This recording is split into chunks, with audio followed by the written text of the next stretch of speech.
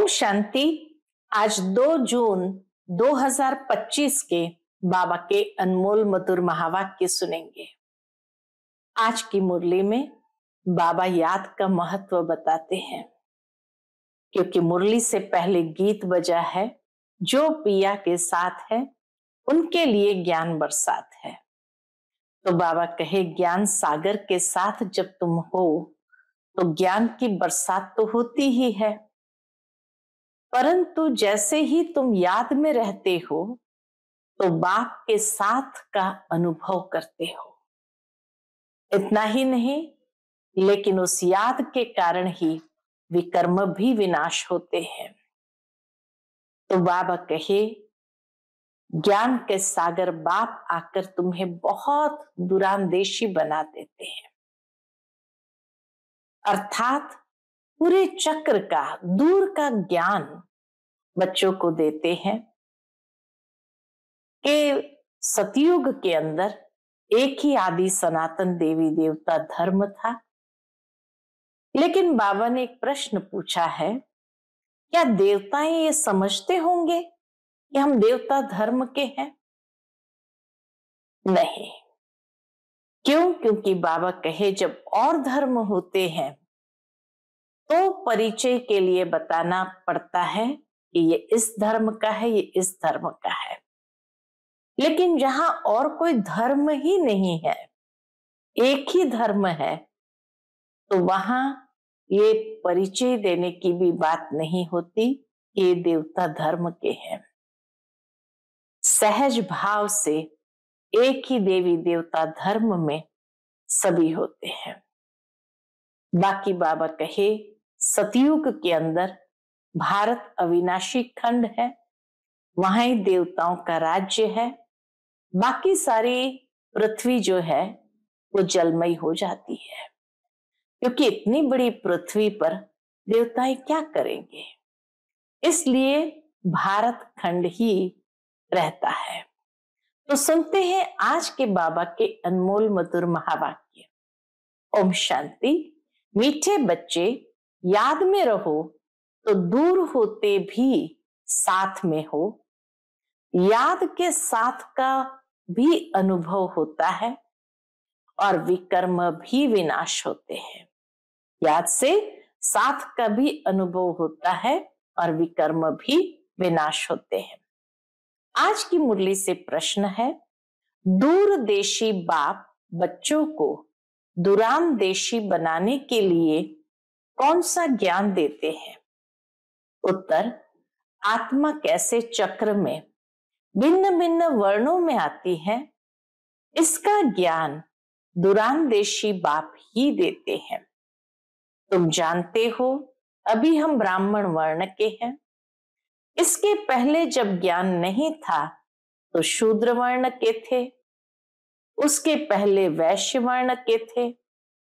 दूर देश में रहने वाला बाप आकर यह दूरांदेशी बनने का सारा ज्ञान बच्चों को देते हैं, अर्थात सारे चक्र का ज्ञान बच्चों को देते हैं। आज की मुरली से पहले गीत बजा है, जो पिया के साथ है उनके लिए बरसात है। ओम शांति। जो ज्ञान सागर के साथ है उनके लिए ज्ञान बरसात है। तुम बाप के साथ हो ना, भल विलायत में हो, वह कहां भी हो, साथ हो। कैसे? याद तो रखते हो ना। जो भी बच्चे याद में रहते हैं वह सदैव साथ में है। याद में रहने से साथ रहते हैं। याद में है माना बाबा के साथ है, और विकर्म विनाश होते हैं। फिर शुरू होता है विकर्माजीत संवत। बाबा कहे, विकर्म विनाश होते हैं, फिर शुरू होता है विकर्माजीत संवत। फिर जब रावण राज्य होता है तब कहते हैं राजा विक्रम का संवत। तो जैसे ही बाबा के साथ है विकर्म विनाश हुए, तब फिर विकर्माजीत संवत आरंभ होता है। रावण राज्य जब शुरू होता है तो राजा विक्रम का संवत वह विक्रमाजीत, वह विक्रमी। दोनों में अंतर है। सतयुग में विक्रमाजीत तो द्वापर में विक्रमी। अभी तुम विक्रमाजीत बन रहे हो, फिर तुम विक्रमी बन जाएंगे। इस समय सभी अति विक्रमी है। कलयुग के अंत में सभी अति विक्रमी है। किसको भी अपने धर्म का पता नहीं है। आज बाबा एक छोटा सा प्रश्न पूछते हैं। सतयुग में देवता ये जानते हैं कि हम आदि सनातन देवी देवता धर्म के हैं? बाबा कहे कि आप समझते हो कि देवताएं जानते होंगे कि हम आदि सनातन देवी देवता धर्म के हैं? जैसे तुम समझते हो हम हिंदू धर्म के हैं, कोई कहेंगे हम क्रिश्चियन धर्म के हैं, वैसे वहां देवताएं अपने को देवी देवता धर्म का समझते हैं? विचार की बात है ना। वहां दूसरा कोई धर्म तो है नहीं जो समझे कि हम फलाने धर्म के हैं। यहां बहुत धर्म है, तो पहचान देने के लिए अलग अलग नाम रखे हैं। वहां तो है ही एक धर्म, इसलिए कहने की दरकार नहीं रहती है कि हम इस धर्म के हैं, हम देवता धर्म के हैं, ये कहना ही नहीं पड़ता है। उनको पता भी नहीं है कि कोई और धर्म होते हैं। देवताओं को ये भी पता नहीं कि कोई और धर्म होते हैं। उनकी ही राजाई है। अभी तुम जानते हो हम आदि सनातन देवी देवता धर्म के हैं। देवी देवता और कोई को कहा नहीं जा सकता। पतित होने कारण अपने को देवता कह नहीं सकते। पवित्र को ही देवता कहा जाता है। वहां ऐसी कोई बात होती नहीं, कोई से भेंट नहीं की जा सकती। अभी तुम संगम युग पर हो। जानते हो आदि सनातन देवी देवता धर्म फिर से स्थापन हो रहा है। वहां तो धर्म की बात ही नहीं है, ही एक धर्म। यह भी बच्चों को समझाया है। यह जो कहते हैं महाप्रलय होती है, अर्थात कुछ भी नहीं रहता। बाबा का ये भी रॉन्ग हो जाता है। बाप बैठ समझाते हैं राइट क्या है। शास्त्रों में तो जलमय दिखा दी है। बाप समझाते सिवाय भारत के बाकी जलमय हो जाती है। इतनी बड़ी सृष्टि क्या करेंगे? एक भारत में ही देखो कितने गांव है। पहले जंगल होता था और फिर उनसे वृद्धि होती जाती है। वहां तो सिर्फ आदि सनातन देवी देवता धर्म के ही रहते हो। यह तुम ब्राह्मणों की बुद्धि में बाबा धारणा करा रहे हैं। अभी तुम जानते हो ऊंचते ऊंच शिव बाबा कौन है, उनकी पूजा क्यों की जाती है, अख आदि के फूल क्यों चढ़ाते हैं। वह तो निराकार है ना। कहते हैं नाम रूप से न्यारा है, परंतु नाम रूप से न्यारी कोई चीज तो होती नहीं। तब क्या है? जिसको फूल आदि चढ़ाते हैं वो कौन है? पहले पहले पूजा उनकी होती है। मंदिर भी उनके बनते हैं, क्योंकि भारत की और सारी दुनिया के बच्चों की सर्विस करते हैं। मनुष्य की ही सर्विस की जाती है ना। इस समय तुम अपने को देवी देवता धर्म के नहीं कहला सकते। हम बाबा कहे इस समय देवी देवता धर्म के नहीं कहला सकते। तुमको पता भी नहीं था कि हम देवी देवता थे, फिर अभी बन रहे हैं। अभी बाप समझा रहे हैं तो समझाना चाहिए। यह नॉलेज सिवाय बाप के कोई भी दे न सके। उनको ही कहते हैं ज्ञान का सागर, नॉलेजफुल। गाया हुआ है रचता और रचना को ऋषि मुनि आदि कोई भी नहीं जानते थे। नेति नेति कह दिया तो ऋषि मुनि आदि कोई भी नहीं जानते। नेति नेति करके गए हैं। जैसे छोटे बच्चे को नॉलेज है क्या? जैसे बड़े होते जाएंगे, बुद्धि खुलती जाएगी, बुद्धि में आता जाएगा विलायत कहाँ है, ये कहाँ है। तो बच्चे भी पहले इस बेहद की नॉलेज को कुछ भी नहीं जानते थे। यह भी कहते हैं, बल हम शास्त्र आदि पढ़ते थे परंतु समझते कुछ भी नहीं थे। ब्रह्मा बाबा खुद भी कहते हैं कि बल हम शास्त्र आदि पढ़ते थे परंतु समझते कुछ भी नहीं थे। मनुष्य ही इस ड्रामा के एक्टर है ना। सारा खेल दो बातों पर बना हुआ है। कौन सी दो बातों पर खेल बना है?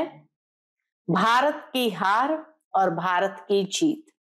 भारत में सतयुग आदि के समय पवित्र धर्म था, इस समय है अपवित्र धर्म। अपवित्रता के कारण अपने को देवता नहीं कह सकते हैं, फिर भी श्री श्री नाम रखा देते हैं। बाबा के फिर भी दुनिया में कई लोग अपने पर श्री श्री नाम रखा देते हैं, लेकिन श्री माना श्रेष्ठ, श्रेष्ठ कहा ही जाता है पवित्र देवताओं को। श्रीमत भगवानुवाच कहा जाता है ना। अब श्री कौन ठहरे? जो बाप के सन्मुख सुनकर श्री बनते हैं या जिन्होंने अपने को श्री श्री कहलाया है। बाप के कर्तव्य पर जो नाम पड़े हैं वह भी अपने ऊपर रखा दिया है। यह सब है रेजगारी बातें। बाबा के ये तो सब रेजगारी बातें हैं। फिर भी बाप कहते हैं, बच्चों एक बाप को याद करते रहो, यही वशीकरण मंत्र है। तुम रावण पर जीत पहन जगत जीत बनते हो। घड़ी घड़ी अपने को आत्मा समझो, घड़ी घड़ी अपने को आत्मा समझो। यह शरीर तो यहाँ 5 तत्वों का बना हुआ है, बनता है, छूटता है, फिर बनता है। अब आत्मा तो अविनाशी है। अविनाशी आत्माओं को अब अविनाशी बाप पढ़ा रहे हैं संगम पर। संगम युग पर ही बाप आकर के हम बच्चों को पढ़ाते हैं। बल कितने भी विघ्न आदि पड़ते हैं, माया के तूफान आते हैं, तुम बाप की याद में रहो। तुम समझते हो हम ही सतो प्रधान थे, फिर तमो प्रधान बने हैं। तुम्हारे में भी नंबरवार जानते हैं। तुम बच्चों की बुद्धि में है, हमने ही पहले पहले भक्ति की है। जरूर जिसने पहले पहले भक्ति की है उसने ही शिव का मंदिर बनाया, क्योंकि धनवान भी तो वह होते हैं ना। बड़े राजा को देख और भी राजाएं और प्रजा भी करेंगे। यह सब है डिटेल की बातें। महाराजा जैसे करेंगे उसको देखकर राजाएं करेंगे, प्रजा करेगी। तो बाबा के ये सब है डिटेल की बातें। 1 सेकंड में जीवन मुक्ति कहा जाता है, फिर कितने वर्ष लग जाते हैं समझाने में। है सेकंड की बात, लेकिन समझाने में और उसके आधार से धारणा करते हुए चलते में कितने वर्ष लग जाते हैं। ज्ञान तो सहज है, उसमें इतना टाइम नहीं लगता है जितना याद की यात्रा पर लगता है। पुकारते भी है, बाबा आओ, आकर हमको पतित से पावन बनाओ। ऐसे नहीं कहते हैं कि बाबा हमें विश्व का मालिक बनाओ। सब कहेंगे पतित से पावन बनाओ। पावन दुनिया कहा जाता है सतयुग को, इनको पतित दुनिया कहेंगे। पतित दुनिया कहते हुए भी अपने को समझते नहीं है। मनुष्य कहते हैं, गाते हैं, हे पतित पावन आओ, लेकिन अपने को पतित समझते नहीं, अपने प्रति घृणा नहीं रखते। तुम किसके हाथ का भी नहीं खाते हो तो कहते हैं क्या हम अछूत है क्या? अरे तुम खुद ही कहते हो ना पतित तो सब है ना। तुम कहते भी हो हम पतित है, ये देवताएं पावन है, तो पतित को क्या कहेंगे? गायन है ना, अमृत छोड़ विष काहे को खाए। विष तो खराब है ना। बाप कहते यह विष तुमको आदि मध्य अंत दुख देता है, परंतु इनको पॉइजन समझते थोड़ी है। जैसे अमल बिगर रह नहीं सकता, अमल बिगर रह नहीं सकता है, अर्थात शराबी जो है वो शराब के बिना रह नहीं सकता है। शराब की आदत वाला शराब बिगर रह नहीं सकता। लड़ाई का समय होता है तो उनको शराब पिलाकर नशा चढ़ाए लड़ाई पर भेज देते हैं। नशा मिला बस समझेंगे हमको ऐसा करना है, समझेंगे अंदर में हमको ऐसा करना है। उन लोगों को मरने का डर नहीं लगता है, नशे के कारण मरने का डर भी नहीं रहता है। कहां भी बॉम्ब्स ले जाकर बॉम्ब सहित गिरते हैं। गायन भी है, मुसलों की लड़ाई लगी, राइट बात अभी तुम प्रैक्टिकल में देख रहे हो। आगे तो सिर्फ पढ़ते थे, पेट के मुसल निकाले फिर यह किया। अभी तुम समझते हो पांडव कौन है, कौरव कौन है। स्वर्गवासी बनने के लिए पांडवों ने जीते जी देह अभिमान से गलने का पुरुषार्थ किया। बाबा के स्वर्गवासी बनने के लिए पांडवों ने क्या किया? जीते जी देह अभिमान से गलने का पुरुषार्थ किया। तुम अभी ये पुरानी जुत्ती छोड़ने का पुरुषार्थ करते हो। कहते हो ना पुरानी जुत्ती छोड़ नई लेनी है। बाप बच्चों को ही समझाते हैं। बाप कहते मैं कल्प कल्प आता हूं, मेरा नाम है शिव। शिव जयंती भी मनाते हैं, भक्ति मार्ग के लिए कितने मंदिर आदि बनाते हैं, नाम भी बहुत रख दिए हैं। शिव के नाम ही कितने हैं। देवियों के भी ऐसे नाम रख देते हैं। इस समय तुम्हारी पूजा हो रही है, यह भी तुम बच्चे ही जानते हो। जिसकी हम पूजा करते थे वह हमको पढ़ा रहे हैं। शिव बाबा की पूजा करते थे और शिव बाबा हमको पढ़ा रहे हैं। जिन लक्ष्मी नारायण के हम पुजारी थे वह अभी हम खुद बन रहे हैं। ये ज्ञान बुद्धि में है। सिमरण करते रहो फिर औरों को भी सुनाओ। बहुत है जो धारणा ही नहीं कर सकते हैं। बाबा कहते जास्ती धारणा नहीं कर सकते हो तो हर्जा नहीं, याद की तो धारणा है ना, बाप को ही याद करते रहो। जिनकी मुरली नहीं चलती है तो यहाँ बैठे सिमरण करें। यहाँ कोई बंधन झंझट आदि है नहीं। घर में बाल बच्चों आदि का वातावरण देख ये नशा ही गुम हो जाता है। यहाँ चित्र भी रखे हैं, इसको भी समझाना बहुत सहज है। वो लोग तो गीता आदि पूरी कंठ कर लेते हैं, अंदर से जैसे पूरी कंठ हो जाती है। सिख लोगों का भी ग्रंथ कंठ है। बाबा कहे सिख लोगों ने भी क्या किया, सारा ग्रंथ कंठ रहता है। तुमको क्या कंठ करना है? बाप को तुम कहते भी हो बाबा यह है बिल्कुल नई चीज। तुमको तो क्या कंठ करना है, सिर्फ बाबा को याद करना है, यही नई चीज है। ये एक ही समय है जबकि तुमको अपने को आत्मा समझ एक बाप को याद करना है। यह एक ही समय है जबकि तुमको अपने को आत्मा समझ एक बाप को याद करना है। 5000 वर्ष पहले भी सिखाया था और कोई की ताकत नहीं जो ऐसे समझा सके। ज्ञान सागर है ही एक बाप, दूसरा कोई हो न सके।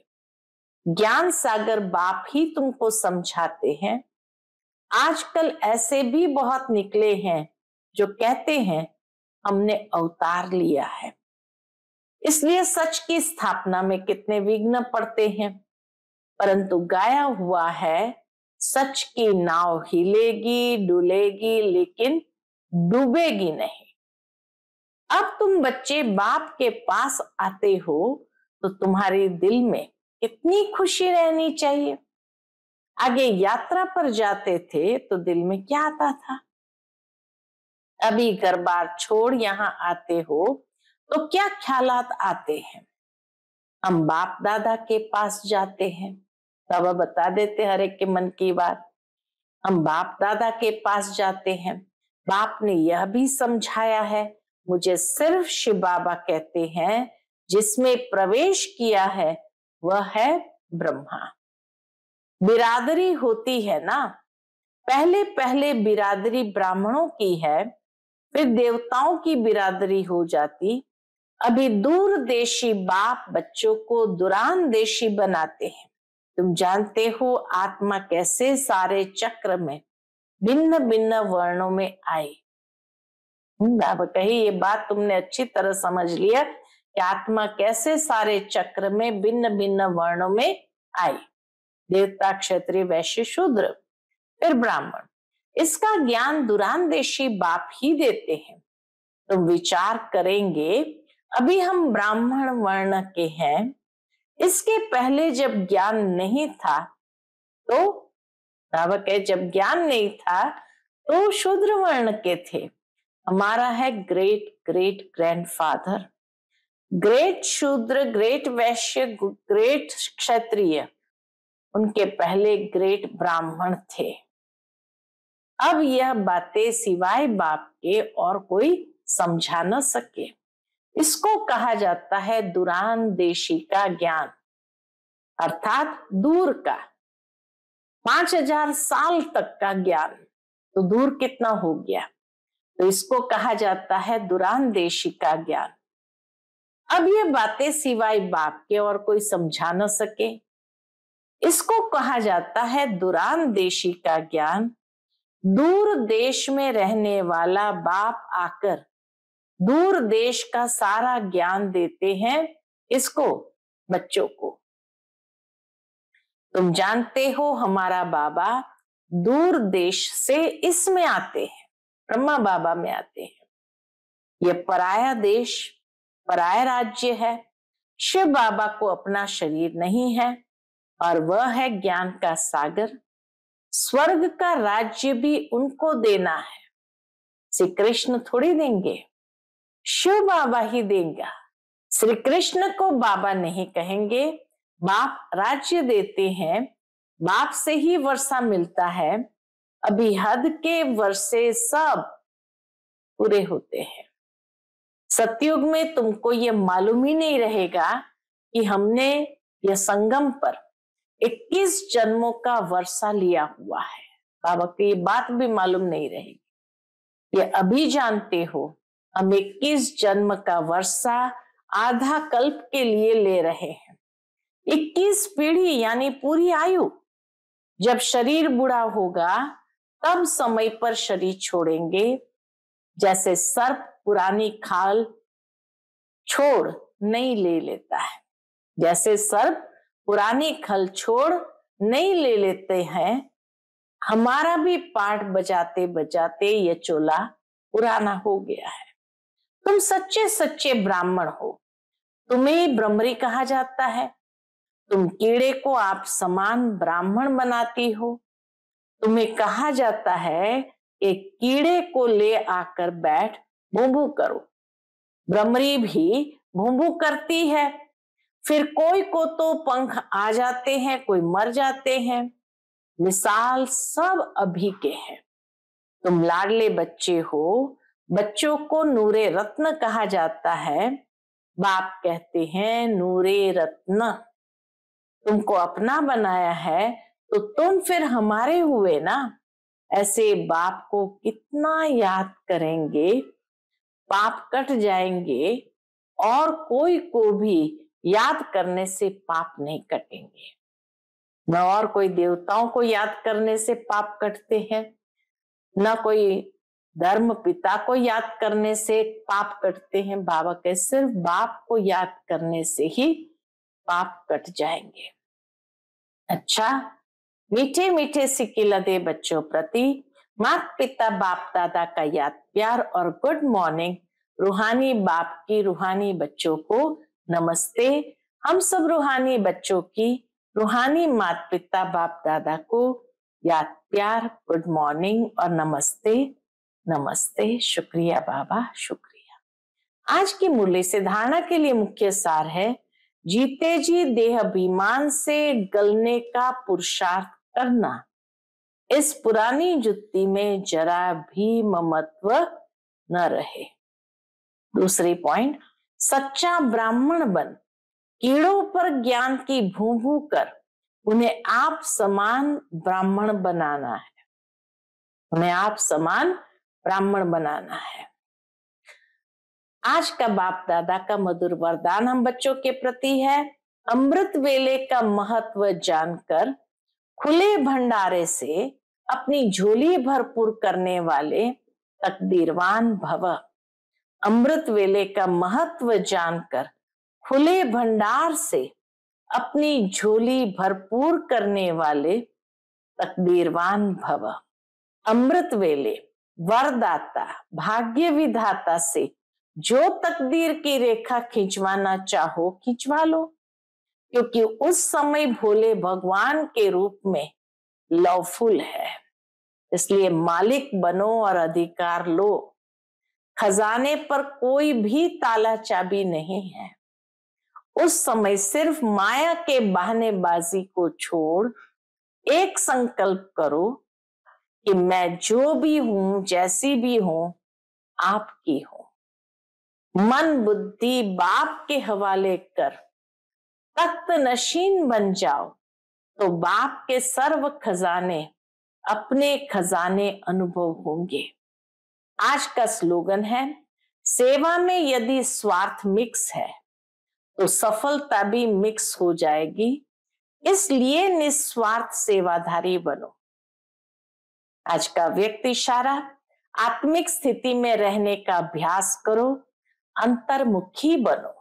उसका विस्तार, ऐसा कोई भी ब्राह्मण नहीं होगा जो आत्म अभिमानी बनने का पुरुषार्थी न हो, लेकिन निरंतर आत्म अभिमानी जिससे कर्मेंद्रिय के ऊपर संपूर्ण विजयी हो जाए, हरेक कर्मेंद्रिय सतो प्रधान स्वच्छ हो जाए, देह के पुराने संस्कार और संबंध से संपूर्ण मर्जीवा हो जाए, उसके लिए अंतर्मुखी बनो।